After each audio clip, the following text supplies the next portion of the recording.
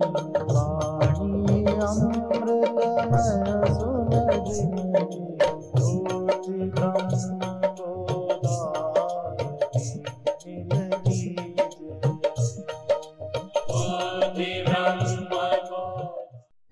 मिलगी राम जय जय राम।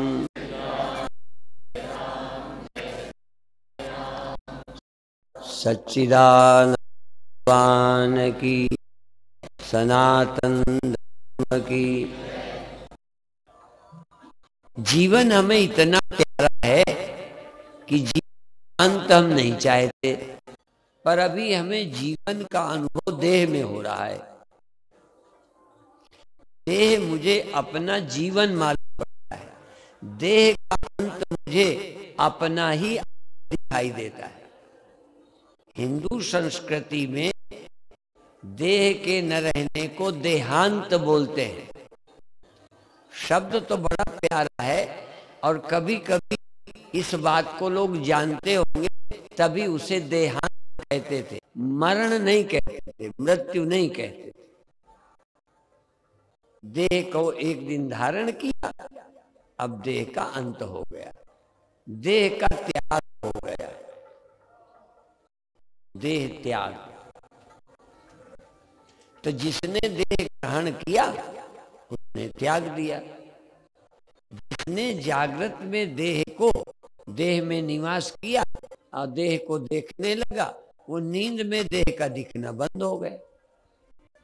देह और देह में रहने वाला एक नहीं है।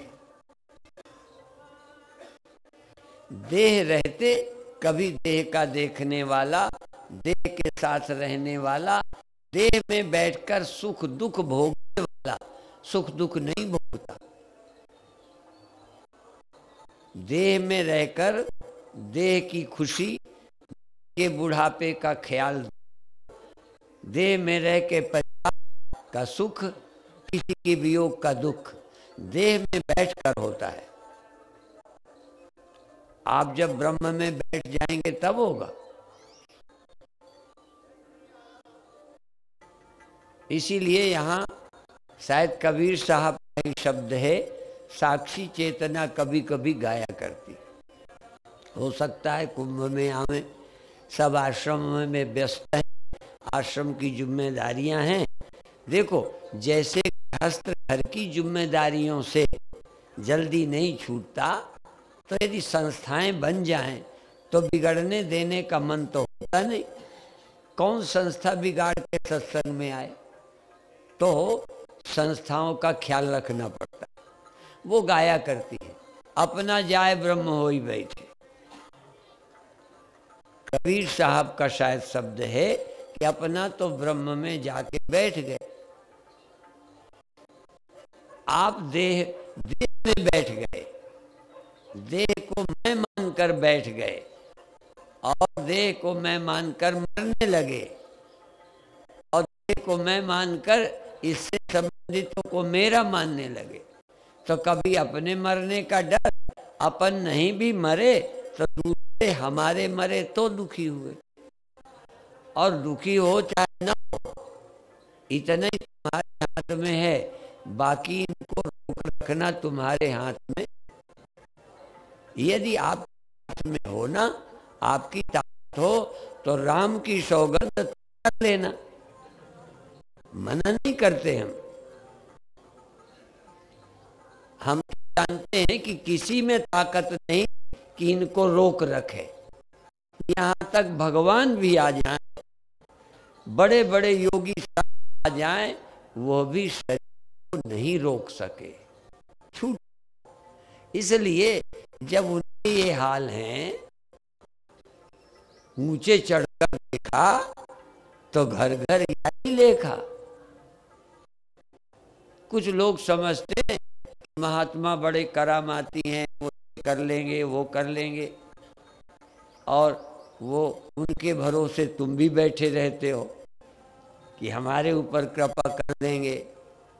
और हम तो एक बार नहीं 1000 बार कहें, हम अपने देह पे पूरी कृपा नहीं कर पाए।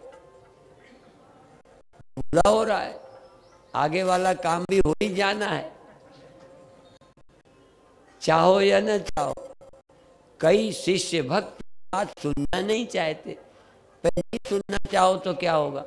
हमारे भगवान तो कहते हैं कि सुनो, याद भी करो, भूल जाते हो तो याद करो। जन्म मृत्यु व्याधि, जन्म याद करो, मृत्यु की याद करो।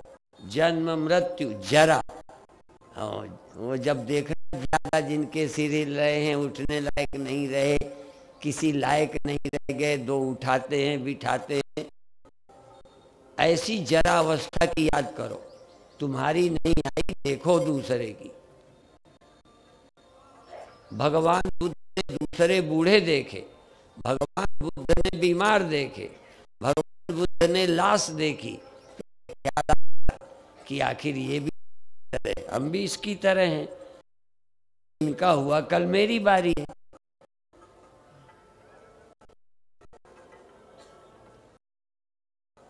तो यदि नहीं ये हो, इस जगह बदल लो। घर को आग लगे, घर गिरे, इसके पहले नया घर ढूंढो। देह से बाहर देखो, लहर के भीतर लहर के बाहर एक साथ। कोई चीज भीतर है तो बाहर हो जाए तो भीतर नहीं रहेगी। तुम भीतर होगे तो बाहर नहीं। यदि एक साथ हो जाओ तो फिर 1 ही रुपया दूंगा इनाम, ज्यादा। तुम भीतर होगे तो बाहर नहीं, बाहर होगे तो भीतर नहीं। तुम बाथरूम होगे तो किचन में नहीं होगे, ठीक है ना। और एक चीज है जो भीतर बाहर एक साथ है। अच्छा, मिट्टी घड़े में भी और घड़े के बाहर नहीं। बोलो, लहर में पानी, लहर के भीतर, लहर में भी और लहर के इधर उधर नहीं है। एक चीज है जो भीतर भी है, पर जो केवल भीतर जानता है वो पानी से नहीं है। जो अपने को केवल देह में ही देखता है वो अपनी महिमा से नहीं है। नहीं, गुरुवाणी क्या, बाहर भीतर एक हो जानो, भीतर भीतर मत जानो। पहले तो तुम देह मानते हो, देह ना मानो तो देह के भीतर एक भी। जो वेदांती सत्संगी नहीं को देह के भीतर मानता है, उसी को मैं मानकर उपद्रव करता है। सब जिसकी लगन होती है दूरी से भी प्राप्त करता है, ठीक है ना। अब बेवकूफ लोग खुलेआम बट रहा हो तब भी नहीं लेते, क्या करें। जिसकी लगन होती है उसके लिए हम चोर बन गए, बने छिप के। बुरे काम छिप के करते हैं, अच्छे काम कोई देख रहा हो तो थोड़ी देर दिखावा, छिप के करते ही नहीं, क्योंकि अच्छे काम में आपकी लगन नहीं। अच्छे काम लोगों को दिखाने के लिए करते हैं, दिल तो नहीं चाहता। इसलिए ज्यादातर पूजा पाठ कीर्तन भजन लोगों के सामने, अकेले। और चोरी बदमाशी बुराई सबके सामने करते, उसका तो एकांत ढूंढते रहते। इसीलिए सच्चे भक्त की पहचान है जिसका मन एकांत में लगता हो, उसको हम प्रमाण पत्र देते हैं कि वो भक्त है। एकांत में। एक बार मैं हरियाणा में फतेहाबाद था, घूमने चला गया, लौटा तो रास्ते में एक खेत पर मंदिर था। कोई और था, अकेले उस मंदिर का पुजारी था कि भगत था कि मालिक था, मैं नहीं जानता। पर जब हम लौटे, वो आरती करके गा गा के झूम झूम के, कोई और नहीं था, बस भगवान का मंदिर। और वो लगा ये सचमुच भगवान मानता है, नहीं अकेले में क्या करता। तो एकांत में जहां कोई न हो, उस समय क्या सोचते हो, क्या सुमिरन करते हो। क्या होते हो, बड़ा महत्व है। बिस्तर में लेटे समय तुम क्या सोच रहे हो।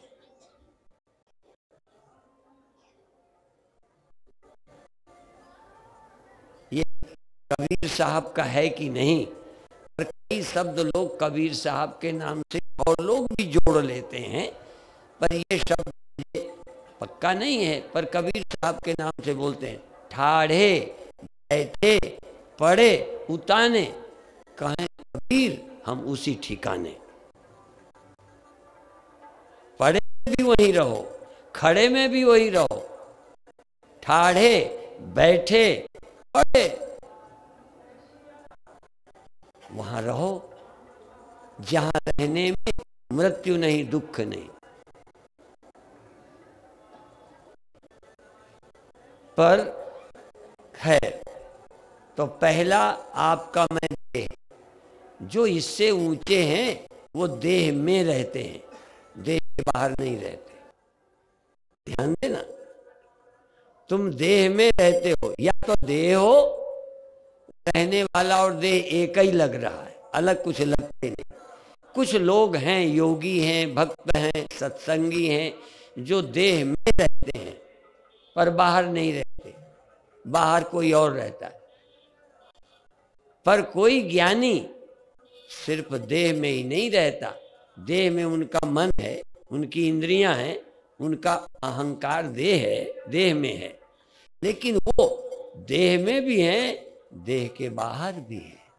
इसलिए बाहर भीतर एको जानो, ये गुरु ज्ञान बताई, जन नानक बिन आपा चीने, मिटे ना भ्रम की काई, काहे रे बन खोजन जाई।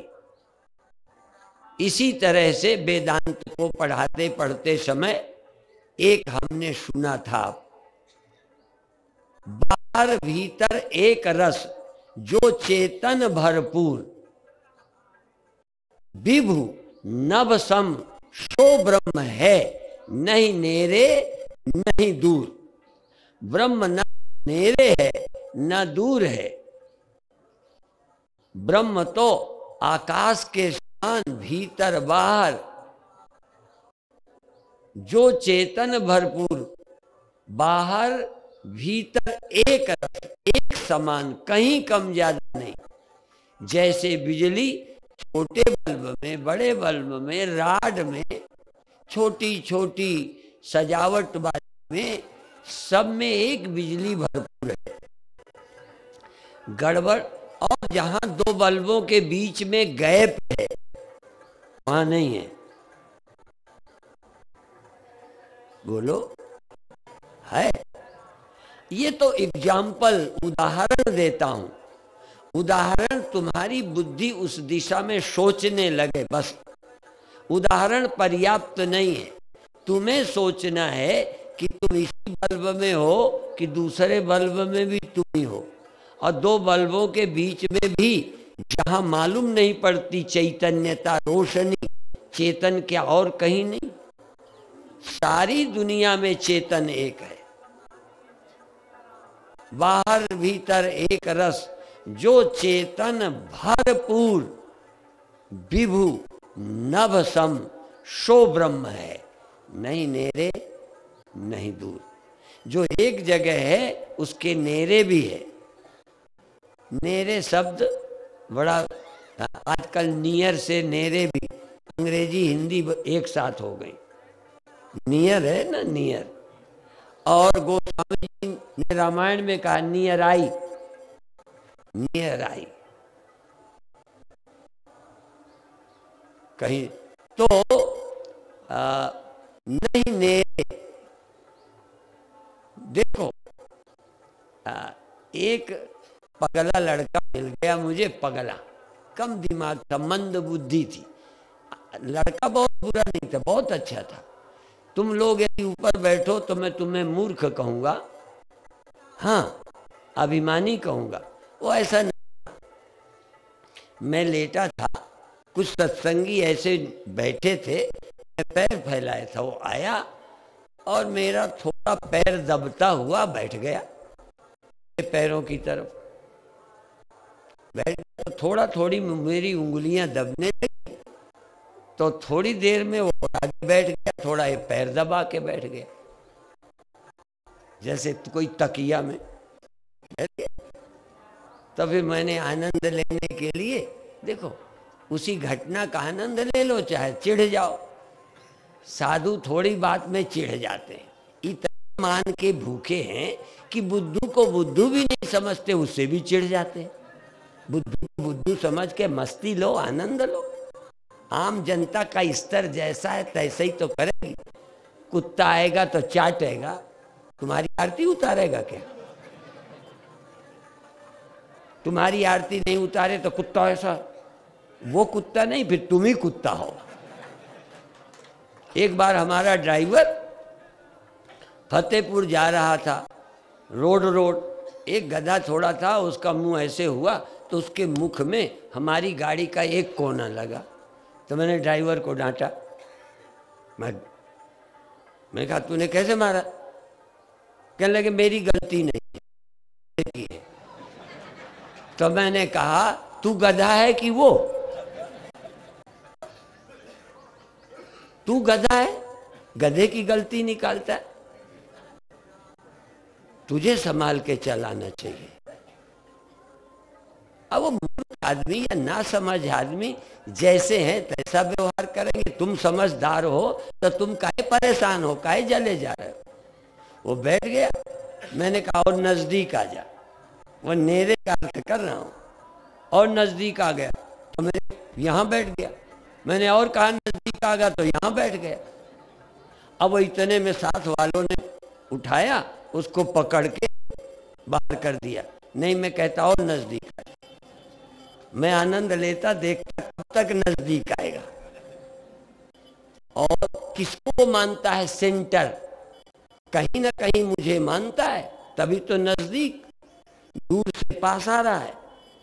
तो मैंने अंदाज लगाया, मौका नहीं मिला मुझे और उस पगले को। नहीं, मैं कहता और नजदीक आ जा तो छाती में बैठता, क्योंकि नजदीक आ रहा है। और नजदीक किसके? शायद मेरे मुख के, क्योंकि शायद इसी को मैं समझता है। फिर यहां आ जाता, मान लो यहां आ जाता, फिर मैं बोल पाता कि नहीं, पर मैं बोलता और नजदीक आ जा तो कहां जाता? क्या मेरे अंदर जाता? मैं तो बोल रहा हूं मेरे पास आ जा, शायद मेरे मन में। इसीलिए जब हम तुमसे शरीर से दूर होते हैं तब तुम हमारे मन में हो जाते हो। तन से पास होना माने नहीं है मन में आना। मन तुम्हारे, देखो तुम देह नंबर 2 हो, नंबर 1 मन हो तुम। तो जो तुम्हारे मन में रहता है वो ज्यादा नजदीक है कि तन के पास रहता है वो ज्यादा नजदीक है? और पड़ोसी जो तुम्हारा कुछ नहीं, पड़ोस में रहता तुम्हारा है क्या? और बंबई में रहता तुम्हारा बेटा, तुम्हारे मन में रह रहा है। तो तुम क्या हो? तुम्हारे नजदीक क्या है? नजदीक का अर्थ क्या है? इसलिए ब्रह्म के लिए कहा कि नहीं नेरे नहीं दूर। ब्रह्म किसी से दूर नहीं, और ब्रह्म किसी के भी पास नहीं। पास का तो मतलब ब्रह्म हो उसके पास। अच्छा, मिट्टी किस घड़े किस बर्तन से दूर है? दूर बताओ। अच्छा, पास बताओ। कई लोग कहेंगे सब बर्तनों के पास। पास तो तब हो जब एक बर्तन हो, मिट्टी पास में हो। मिट्टी के सिवा है क्या वो?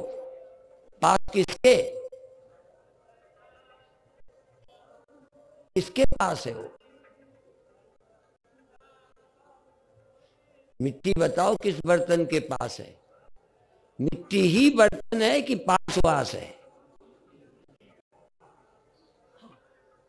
इसलिए बाहर भीतर एक रस, जो चेतन भरपूर विभु नभ सम, सो ब्रह्म है नहीं नेरे नहीं दूर। कभी ऐसे ब्रह्म का ध्यान किया आपने? मैं साकार सगुण उपासना का विरोधी नहीं हूं, पर उसकी बात तो लोग करते ही हैं। तो जो लोग कर रहे हैं वो ही कथा मैं क्यों करूं? जो कथा छूट जाती है वो मैं करूंगा। इसका मतलब नहीं मैं किसी कथा का विरोधी हूं। जो टीचर पढ़ा गया, जो आटा आपका पीस गया, उस आटे को मैं चक्की में क्यों डालूं? मैं तो उसे डालूंगा जो तुमसे पीसने में बच गया। इसीलिए पिष्ट पेषण न्याय। एक तो पिष्ट पेषण, पिसे हुए को पीसना और बारीक करना, ये भी है। दलिया को देखो, पहले गेहूं का क्या किया? बोलो, दलिया। और दलिया तो गेहूं का भी होता है, और दाल को भी दलते हैं। वो जब अरहर को दलते हैं तो दाल बन जाती है, ठीक है। तो पीसना, और पीसने को पीसना मैदा। वैसे मैदा खतरनाक है, पर वेदांत में तो पीसना पीसना पीसना, इतना पीसना कि पीसने लायक कुछ न रह जाए।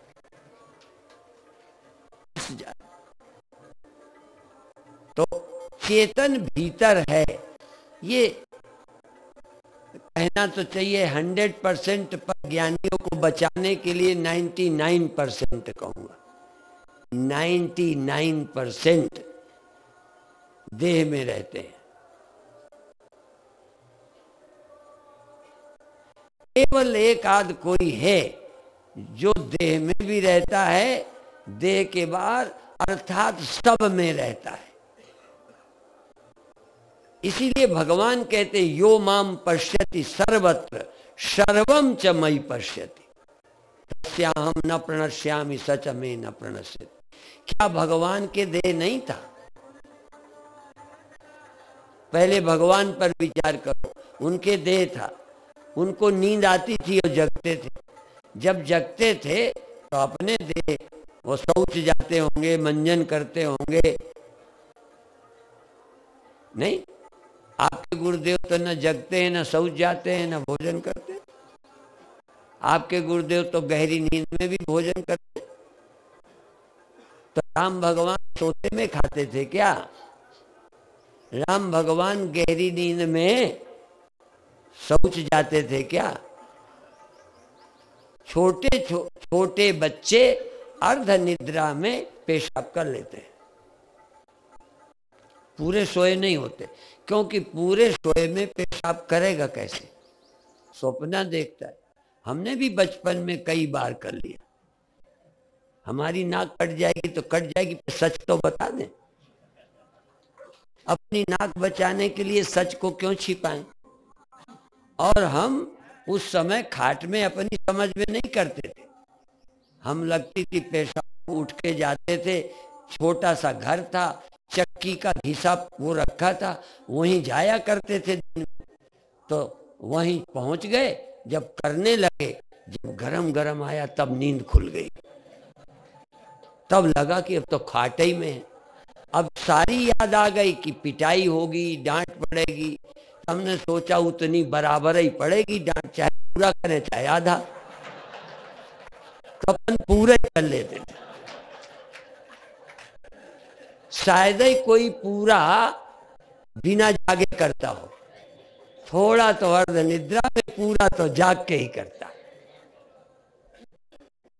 तो जो जरूरत है पहले सब कॉन्शियस माइंड में शुरू होगी, फिर कॉन्शियस माइंड में बोधपूर्वक जो होना है बोधपूर्वक हो। अभी आप सोचते रहते हो ब्रह्म भगवान मिल जाएगा, एक स्वप्न है। अभी तुम ब्रह्म से परिचित कहां हो?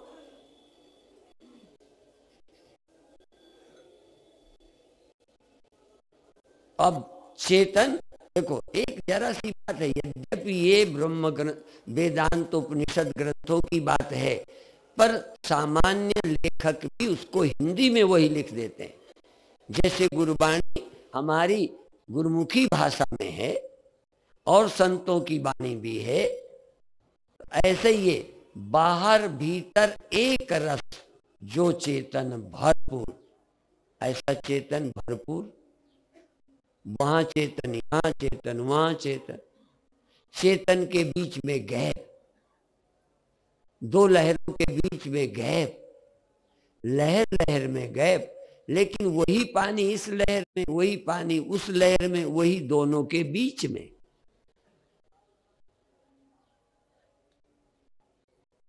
गुरबाणी का ये वचन और ये और उपनिषद एक ही बात है। समम सर्वेषु भूतेषु तिष्ठन्तं परमेश्वरम विनश्यत्सु अविनश्यन्तं यः पश्यति स पश्यति। सब प्राणियों में समान रहता है और सब में रहने के लिए या तो वो टुकड़े हो जाएगा, जैसे सबकी थाली में जब नमक परोसते हैं तो अलग अलग शक्कर शुगर अलग अलग, ऐसे ही भगवान सब में अलग अलग बट के रहता है, शक्कर की तरह, नमक की तरह। हर शरीर में सब में बराबर रहता है, बीच में नहीं। ठीक है, तो तुम्हें तो यही चेतन लगता है, वहां चेतन लगता है, सब में चेतन ख्याल ही नहीं किया। और बल्कि इधर चेतन रहता है, इधर जड़ रहता है, उधर जड़ इधर चेतन, मैं चेतन ये जड़। जड़ चेतन दोनों का आधार एक नहीं। रामायण में देखो, चूंकि मुझे याद नहीं रहता और बूढ़ा भी हो गया, दिमाग काम नहीं करता, मेरे गुरुदेव बोलते बोलते यदि कोई बोलना शुरू कर दे, बीच में भूलना है तो कहते तेरे दिमाग फेल हो गया। फेल बोलते थे। अब दिमाग फेल हो गया, गुरुजी को सभा में कहने में कोई शर्म नहीं लगती थी। जिस दिन तुम जान जाओगे अपने आप को, उस दिन शरीर बूढ़ा हो गया, इसमें क्या बुराई है।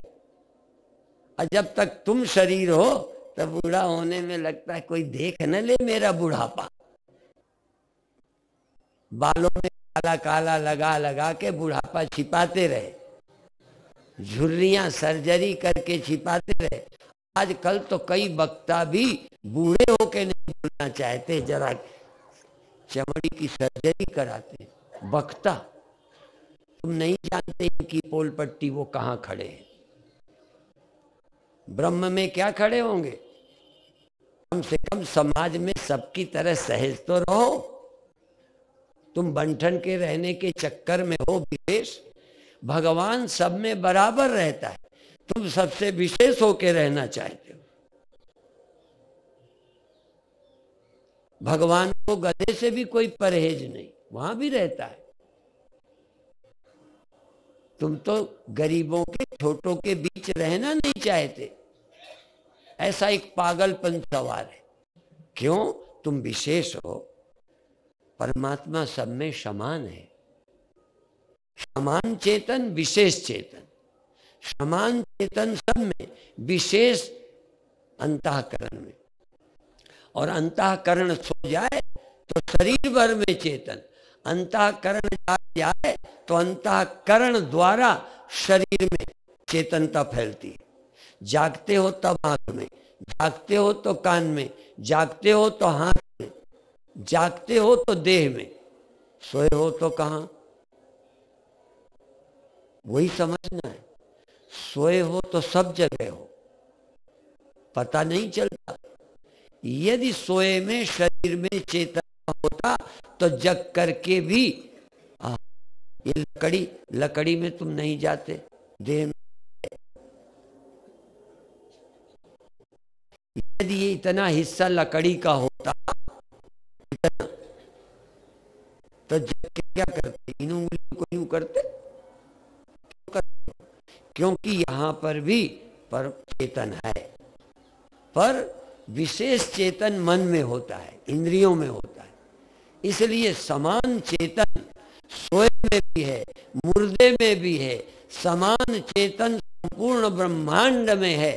उस चेतन से चेतन जड़ दोनों पैदा होते हैं। जड़ और चेतन दोनों जिससे पैदा हुए राम कहते हैं। आप जानते हो राम किसे कहते हैं? जिससे जड़ वस्तु और चेतन दोनों पैदा होते हैं, अर्थात जिससे ये मैं पैदा हो जाती है और जिससे यह पैदा होता है, दोनों जिसमें रहते हैं, दोनों में जो रहता है उसका नाम राम है। जानते हो राम को? और वही राम अपना परिचय देने के लिए देह में आए, वही राम अपना परिचय देने के लिए कृष्ण देह में आए, वही अपना परिचय देने के लिए गुरुओं का देह बनाकर आए। फिर भी संतों की विनम्रता और त्याग देखो। इतना जानने के बाद, मैं हूं कुत्ता राम का, मोतिया मेरा नाम, मैं राम का हूं, मैं राम से हूं, राम मुझे देह में उठाते हैं, रखते हैं, समेटते हैं। पर तुम राम को देखते कहाँ हो? ये मैं देह को देखा बहुत है, तो इस मन को देखा कि मैं देह में। ये देह में कौन जगा देता है, कौन सुला देता है? जगत में ये माताएं बच्चे को थपकी दे के सुला देती हैं, फिर हिला के उठो बेटा सवेरा हो गया, उठो मुंह धो सो जाओ, जगाती हैं। हमारी माता जगत जननी, हमारा पिता जगत पिता। हाँ, हमारा पिता सिर्फ मेरा पिता। दुनिया में तुम्हारा पिता और मेरा पिता और इनका पिता और इनका गुरु और उनका गुरु और, पर अध्यात्म में सबका पिता एक और सबका गुरु एक है। वो गुरु नाम गुरु, वो गुरुओं का भी गुरु है। वही हर गुरु के रूप में जब बताना होता है तो आता है। एक ही भगवान राम के रूप में, कृष्ण के रूप में आता है। आज भी अभी मैं एक भजनगढ़ आश्रम गया तो नवे गुरु जी की बात याद आ गई। वो कहते हैं द्रुपद सुता को राजसभा में राम नाम सुध आई। तो कई लोग कहेंगे गुरुदेव को इतिहास का, पुराणों का, ग्रंथों का पता ही नहीं था। जरा बात समझना। कई लोग समझेंगे कि शायद फिसल गई जबान तो राम कह बैठे, श्याम नाम लेना चाहिए था। कृष्ण की सुधाई, द्रुपद सुधा को किसकी सुधाई? बोलो, गुरुओं को इतना पता नहीं था? तुमसे ज्यादा पता उनको है। तुम राम और कृष्ण को भी अलग अलग समझते हो। वही राम है, वही कृष्ण है, वही जानकी राधा। ये संसार भरम में भूले तासे लागी बाधा। नवे गुरु जी कहते हैं द्रुपद सुता को राज सभा में राम नाम सुधाई, राम की याद किया। कौन राम? जो सृष्टि से होती है, जिसमें रहती है, जो सबका पालन करता है, उसकी याद आई। उसकी याद के बिना न द्रुपद सुता का काम बना, न गज का काम बना। नाम कोई लिया हो, पर उनका नाम उसी का नाम था। गोस्वामी जी के राम कौन है? जिससे ब्रह्मा विष्णु उपजते हैं। उपजहि जासु अंश ते नाना, उपजहि जासु अंश ते नाना, शंभु विरंचि विष्णु भगवाना। ये तुलसीदास किसको कह रहे हैं? जिससे ब्रह्मा विष्णु महेश उपजते हैं, उसको तुलसीदास ने क्या कहा?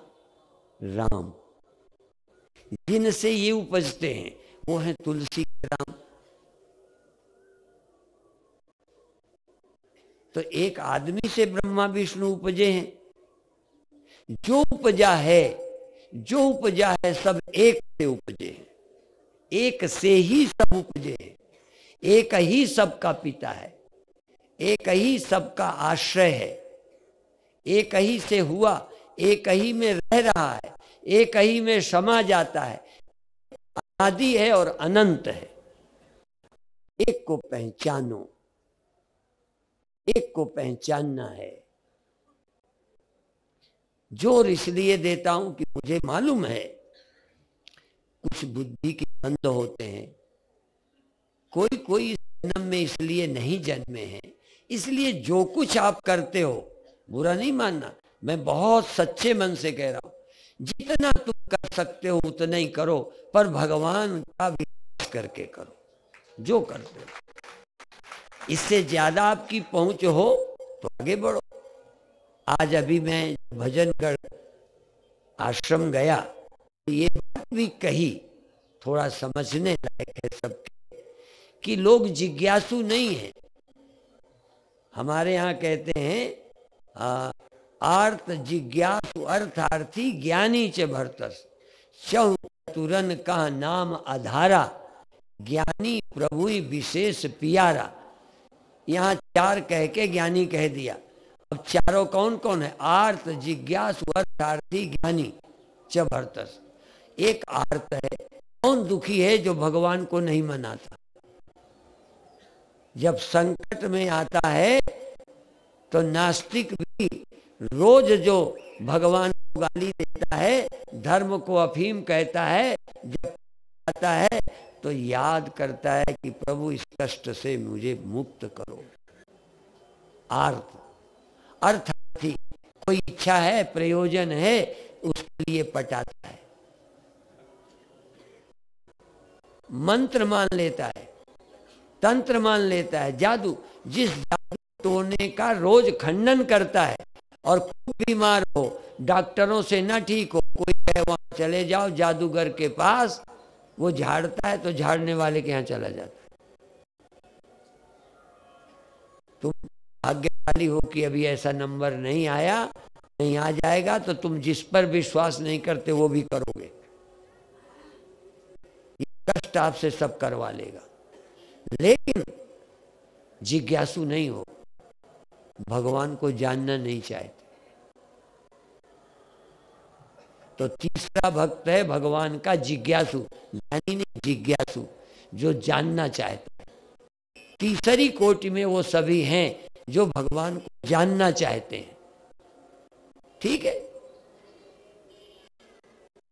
समझो तो कि भगवान क्या है। और चौथे वो हैं जिनको रामायण में कहते ज्ञानी प्रभु ही विशेष प्यारा।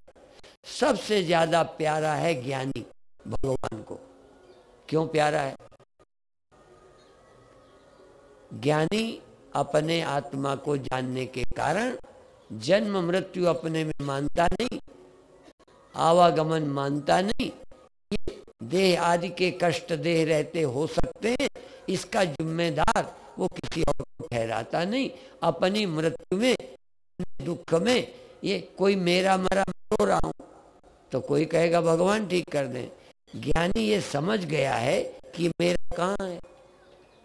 यदि मैं मेरा मन होता हूं तो इसमें भगवान ने क्या किया है, भगवान क्या करेंगे, मेरे को कब तक बचाएंगे, मेरे परिवार को या मेरे देह को भगवान कब तक बचाएंगे। इसलिए ज्ञानी इस चक्कर में नहीं कि मेरे को बचाओ या मेरे लोगों को बचाओ, कहता आपका जो काम है वो करो, मुझे बचने की तरकीब आ गई है कि मैं कौन हूं, मुझे कोई मार नहीं सकता। कौन मुआ रे, कौन मुआ, साधो करो विचारा, कौन मरता है। तुम अज्ञानी रहते भगवान को पटा रहे हो कि चाहे लोगों के साथ जैसा किया किया, मेरे साथ थोड़ा अच्छा व्यवहार करना।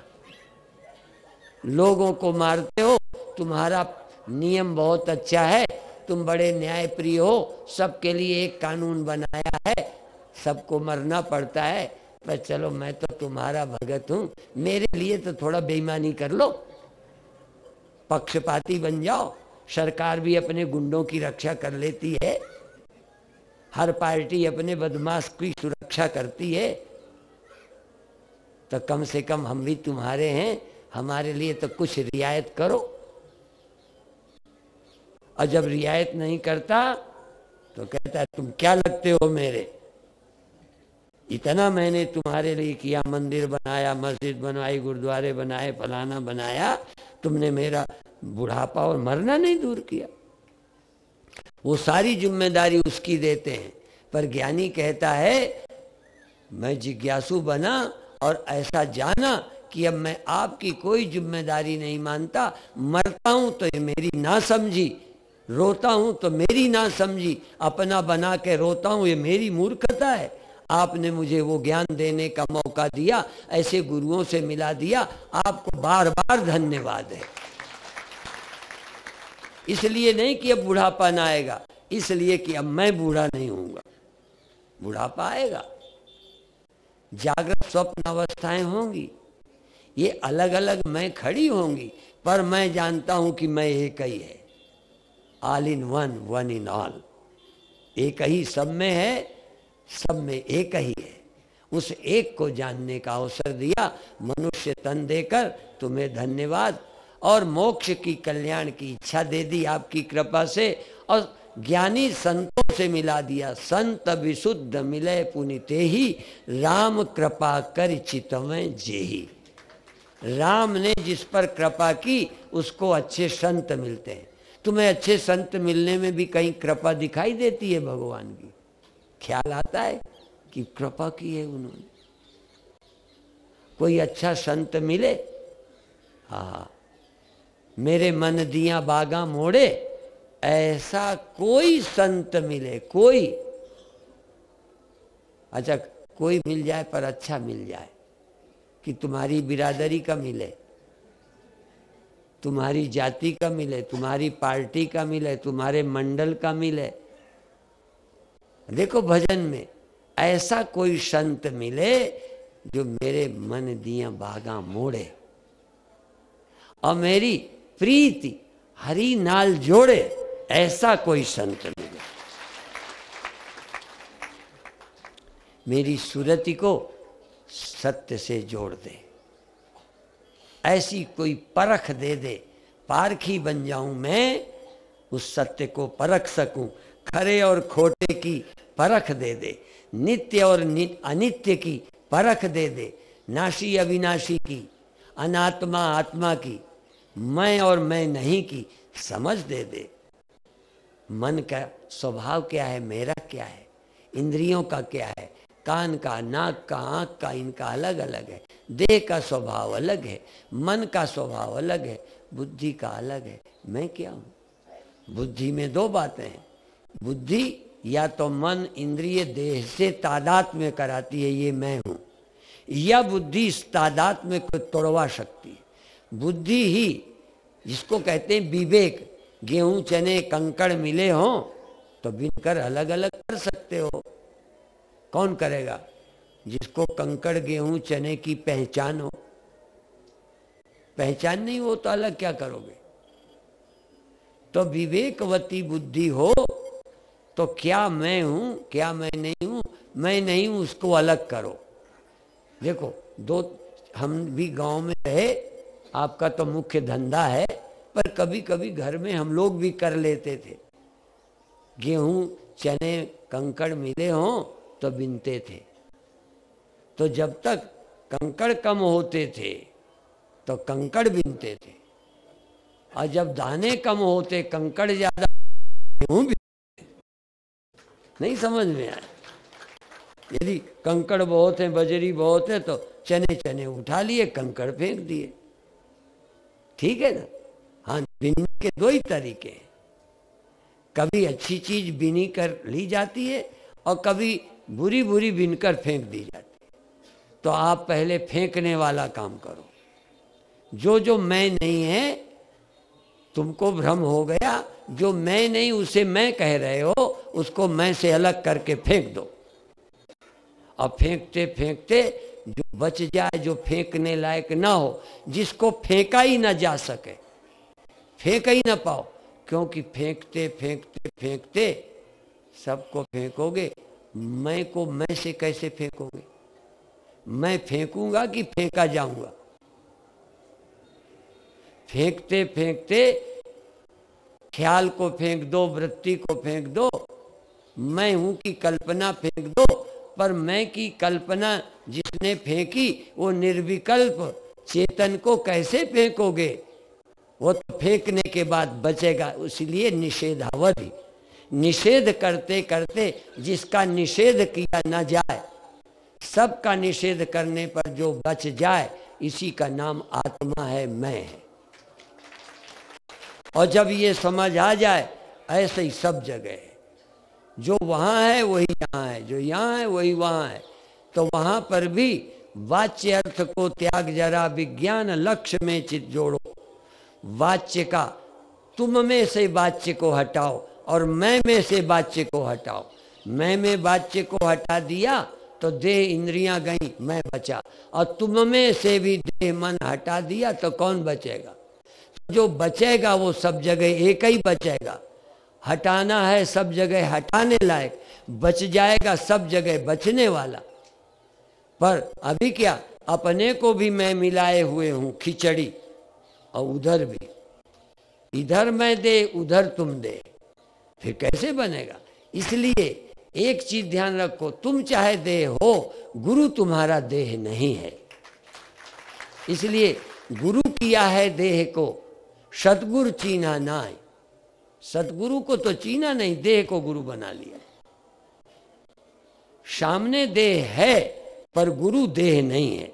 तुम जरूर अभी देह मानकर आए हो, तुम्हारा भी देह गुरु उतारने वाले हैं। गुरु ने अपने कपड़े तो उतार ही रखे हैं, हाँ, अपना देह उतार दिया, इंद्रियां उतार दी, मन उतार दिया, यहां तक सीमित मैं को काल्पनिक समझकर असीम मैं को प्राप्त हो गया है गुरु। और तुम्हारा भी छीनेगा। क्यों? जैसे उन्होंने पाया अपने गुरु से, वही व्यवहार तुम्हारे सामने करेंगे। जैसे तुम अपने बाप के साथ करते हो ना, या तुम्हारा बाप तुम्हारे साथ करता है, तुम्हारे बच्चे तुम्ही से सीख रहे हैं। एक कहानी मैंने सुनी थी कि एक बूढ़े को बरामदे में ठहरा दिया और कहीं घंटी बजा दिया करना, तब पानी दे देंगे, भोजन दे देंगे। बूढ़े को बेचारा करता रहा, और जो वो जिस बर्तन में खाता था उस बर्तन को मिट्टी वाले को फिर रख लेते थे, फिर रख लेते थे, उसी में रोज खिलाते थे। तो छोटा बच्चा एक दिन, छोटा बच्चा कहें, मम्मी आप ये करते हो, पापा ये करते हो, तो ये बर्तन मैं अब संभाल के रख लूंगा आपके लिए। मैं देख तो ही रहा हूं ना, जो तुम करते हो मैं सीख रहा हूं। तुम तब माता पिता को याद आ गई कि जो हम कर रहे हैं हमारे बच्चे देख रहे हैं, यही करेंगे। इसलिए हमें उपदेश वाणी से कम करना है, हाँ, जीना है। इसलिए महाजनों एन गता सपंथा, महान लोग जिस रास्ते से चलते हैं उस रास्ते से हमें चलना चाहिए। ऊपर से कौन क्या कहता है अलग विषय है, महात्मा कैसे रहते हैं। हमारे त्यागानंद जी कभी कभी बोलते हैं, रहनी सहनी गहनी इनको मन में धारिए, संतों के ढिग जाकर प्यारे, रहनी क्या गहनी बातें चार विचारिए। रहते कैसे हैं, बोलते कैसे हैं, बैठते कैसे हैं, कैसे लोगों से मिलते हैं, ये सीखो। और ऐसी हिम्मत कैसे आ गई? क्यों? जो पूर्ण होता है उनके अंदर इन्फिनिटी सुपीरिटी रहती नहीं। ये जितना छोटा आदमी दिखावा करता है, नाटक करता है, नाक कटने का डर लगता है, गांधी जी को नहीं डर लगा, अपनी बातें इतनी लिख दी, शायद ही कोई लिख सकेगा आत्मकथा। क्यों? कहते ठीक है, अपनी कमी बताने में क्या। और फिर ये देह है, देह का स्वभाव है, यदि बूढ़ा हो गया तो क्या है, इसमें मेरा क्या कसूर है, ये बताओ। क्यों छिपाते हो बुढ़ापा को? नींद को क्यों छिपाते हो? नेचर से आइए। सभा में आदमी बड़े सत्यवादी भी बैठे हों, पर नींद के मामले में झूठ बोलते हैं। कभी कभी अपनी गलतियां बता देंगे, ऊँगता हो, सोता हो, थोड़ा पूछो सो गए थे क्या, तो कहते नहीं तो, ऐसे कर देंगे नहीं तो। और फिर ऊँग रहा था तब आंखें बंद करके फिर यूं यूं करके थोड़ी देर जान के करता है, जिससे समझे कि मैं जान के कर रहा था, सो नहीं रहा था। इतना लॉजिक करेगा, अब फिर भी झटका लग जाए। ऐसे ही एक सभा में एक सो रहा था, तो कहते सो रहे हो क्या? कहते नहीं तो फिर कथा करने लगे। फिर देखा सो रहा है, तो कथा में सो रहा है, सत्संग से वंचित होगा। फिर कहते सो रहे हो क्या? कहते नहीं तो।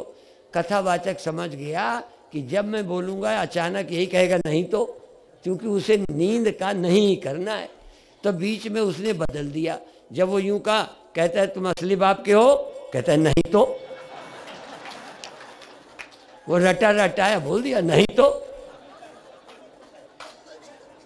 समझ में आ गया सो रहा था, नहीं तो ये कहता ही नहीं तो।